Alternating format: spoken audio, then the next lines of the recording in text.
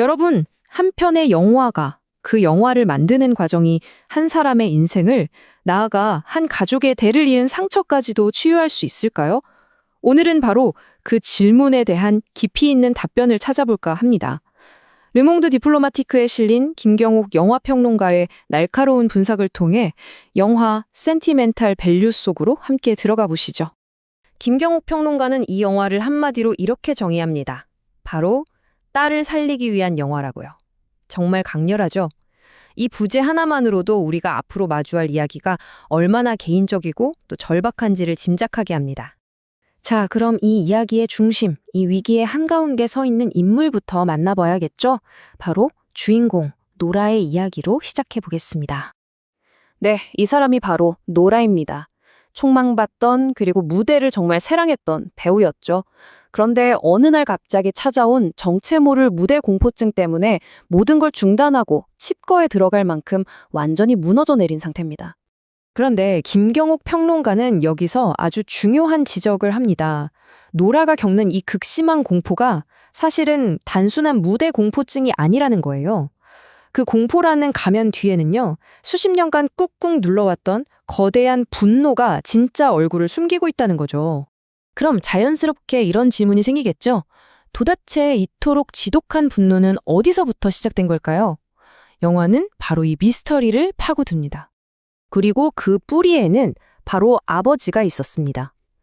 어린 시절 아무 말 없이 가족을 버리고 떠나버린 아버지, 구스타프. 그가 바로 모든 분노의 시작점이었습니다. 자, 그런데 여기서 이야기가 아주 흥미롭게 흘러갑니다. 딸 노라의 상처를 제대로 이해하려면 놀랍게도 우리는 한 세대를 더 거슬러 올라가야 하거든요. 바로 아버지 구스타프가 평생 숨겨왔던 상처를 들여다봐야만 합니다. 구스타프는요, 딸의 그 분노를 누구보다 잘 알고 있었습니다. 왜냐하면 그 감정은 사실 구스타프 자신의 것이기도 했거든요. 그 역시 평생 동안 똑같은 고통을 안고 살아왔던 거죠. 바로 그의 어머니 카린에게서부터 물려받은 상처였습니다. 이 가족의 비극은 제2차 세계대전으로 거슬러 올라갑니다. 할머니인 카린이 나치 저항군을 돕다가 체포돼서 무려 2년 동안 끔찍한 고문을 당했어요. 그리고 전쟁이 끝난 뒤 결국 7살 아들 구스타프를 남겨두고 스스로 생을 마감하고 맙니다. 보이시나요? 이 고통이 어떻게 대물림되는지? 할머니 카린의 트라우마는 아들 구스타프에게 평생의 죄책감과 분노가 되었고요. 그 죄책감을 이기지 못한 구스타프는 결국 가족을 떠나죠. 그리고 그 상처는 고스란히 딸 노라에게 버림받았다는 분노로 이어진 겁니다.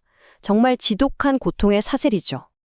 자, 그래서 이제 노년의 영화감독이 된 아버지 구스타프는 이 끔찍한 악순환의 고리를 끊어내기 위해 아주 대담하고 어찌 보면 위험하기까지 한 계획을 세웁니다. 바로 자신의 마지막 영화를 만드는 겁니다. 그런데 이 영화는 관객을 위한 게 아니에요. 오로지 딸, 노라 한 사람을 위한 겁니다. 이 영화를 통해서 가족의 비극을 정면으로 마주하게 해서 딸을 구원하기 위한 일종의 치료로서의 영화인 셈이죠. 처음엔 당연히 노라도 완강하게 거절합니다. 평생 자신을 버려뒀던 아버지가 이제 와서 뭘 하자는 거냐, 이건 너무 이기적이다 라고 생각했죠. 그런데 아버지가 건넨 시나리오를 읽고 나서 마음이 완전히 흔들리기 시작합니다. 바로 이 대사 때문이었어요.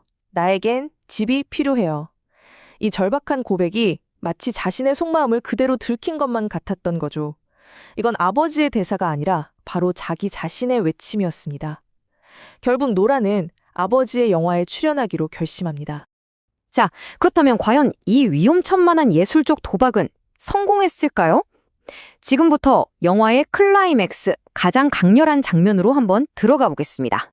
구스타프의 계획은 정말 치밀하고 어떻게 보면 잔인하기까지 합니다. 바로 자신의 어머니, 즉 노라의 할머니인 카린의 마지막 순간을 영화로 재현하는 거예요.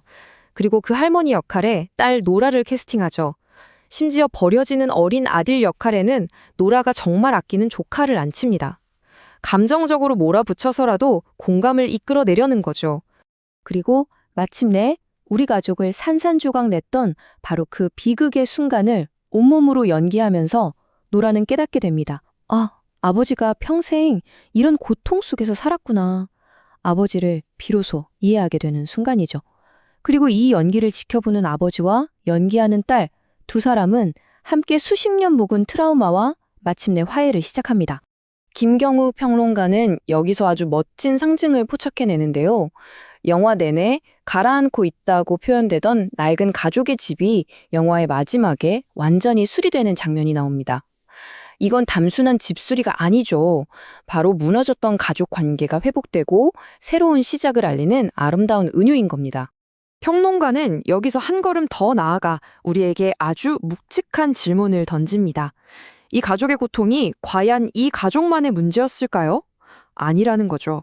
그 시작에는 파시즘이라는 거대한 역사의 폭력이 있었습니다. 결국 이 영화는 한 가족의 이야기를 넘어서요, 그 거대한 역사의 상처가 오늘을 사는 우리 개인의 삶에 얼마나 깊고 아픈 흔적을 남기는지를 되돌아보게 만듭니다.